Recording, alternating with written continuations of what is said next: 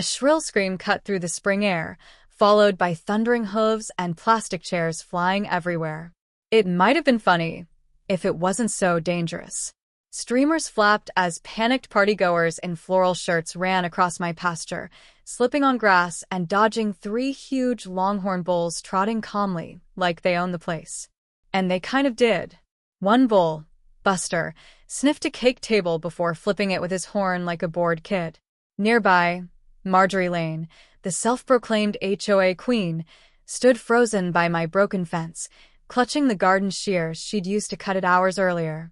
Her eyes met mine, jaw dropped, and I said, "You shouldn't have touched the gate."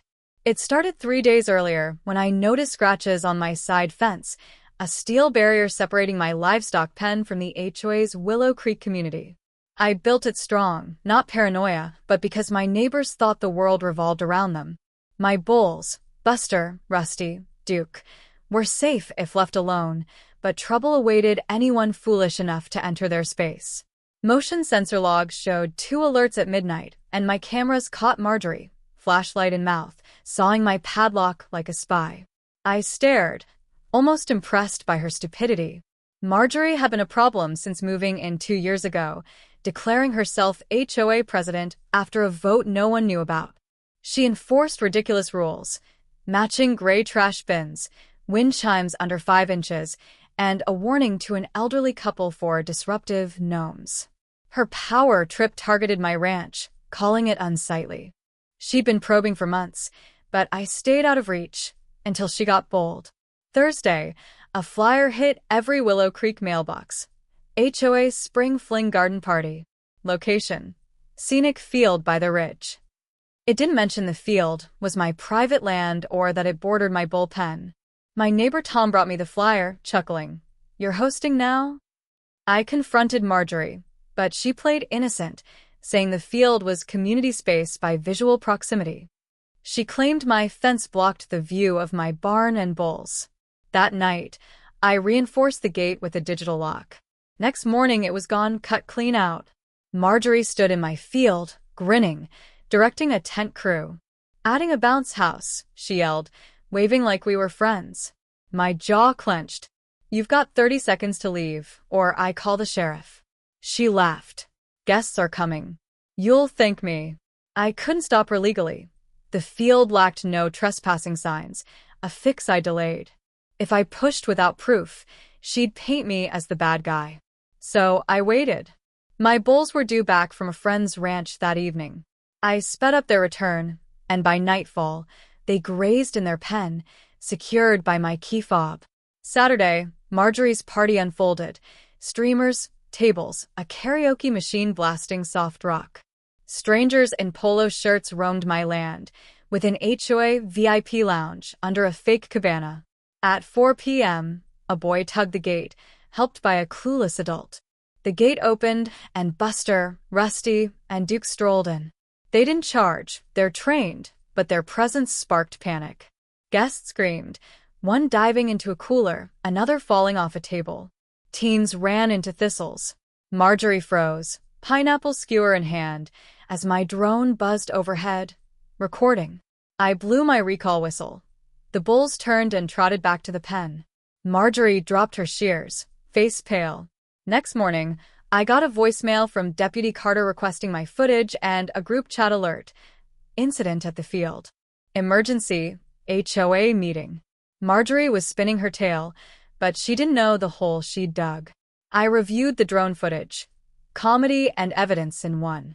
It showed Marjorie cutting my lock, laughing, ushering guests onto my land, and panicking as the bulls arrived. I drove to the sheriff's office, handing Deputy Carter the footage. He smirked.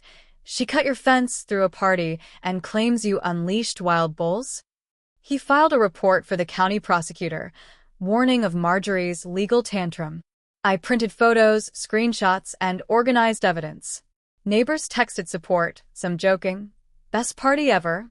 Others admired the bulls. At the HOA meeting, I sat in the back. Marjorie, in a pastel blazer and fake neck brace, claimed I'd loosed dangerous animals and demanded property inspections. Henry, a quiet board member, asked, "Marjorie, didn't you cut his fence?" She stammered. Irrelevant. He retaliated. I raised my hand, showed photos of her cutting the lock, setting up the party, and the bull's calm response. I played the footage. The room went silent. Marjorie accused me of weaponizing livestock. I showed my state licenses and training credentials. She claimed a setup. I asked why she laughed while cutting my fence. She had no answer. Henry muttered, "Marjorie, sit down." Laughter broke the tension. The board promised a statement. Over 2 days, Willow Creek buzzed. Most were furious at Marjorie's lies. Some defended her. Memes spread. Marjorie with a speech bubble. Add glitter, it's fine. A sign appeared. Private property. Extra horns. I filed a civil complaint for trespassing and damage, seeking accountability, not cash. Marjorie countersued, alleging trauma and reputation loss. Her lawyer, a bargain bin attorney, used a photoshopped bull photo with red eyes. My attorney laughed, citing contradictions and no medical proof of injuries. The court date loomed. Meanwhile, a regional agricultural official called, wanting my footage for a livestock safety course, calling it a prime liability example.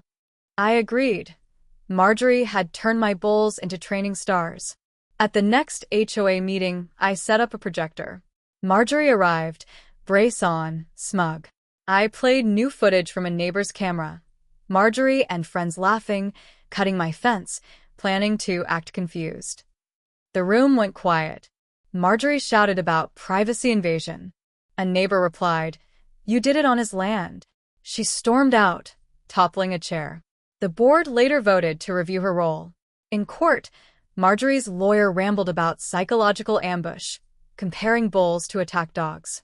The judge asked if he knew they were federally trained. He stuttered. Marjorie testified, tearfully calling the bulls monsters, chasing her soul. A cough hid laughter. My attorney showed the footage, photos, and Deputy Carter's testimony, confirming Marjorie's fence-cutting and lies. The judge dismissed her suit, ruled for me, and ordered her to pay for fence repairs, security fixes, and bull handling costs. She allowed publicizing the ruling, a blow in gossip-loving Willow Creek. Marjorie left court, brace on, avoiding my gaze. Her lawyer vanished. Neighbors apologized, one saying, "We didn't know it was this bad." A fake newsletter, The Bold Truth, mocked Marjorie's stunned face. A petition to remove her gained signatures. At her final meeting, few attended. She ranted about betrayal as people left. Her resignation email was bitter, claiming personal reflection. A moving truck arrived weeks later, her house listed for sale, no goodbyes. A local artist made a sculpture, The Reckoning, a bull with sunglasses by a broken clipboard, placed in Willow Creek's park. Kids called it Buster Jr. I smiled passing it, not for winning, but for truth prevailing. The HOA relaxed, meetings became friendly, and I hosted a livestock education event. Buster, Rusty, and Duke performed perfectly, kids amazed, adults stunned. The bulls got a viral social media page, Buster's chair nudge video hitting 6,000 followers. Sitting by the pen, I whistled. Buster nuzzled my arm. Marjorie crossed a line, property, respect, safety, and learned consequences aren't in rulebooks. They come with hooves, a whistle, and truth. Willow Creek was peaceful again, laughter replacing rants, my bulls grazing calmly, their horns a reminder. Some fences hold back storms.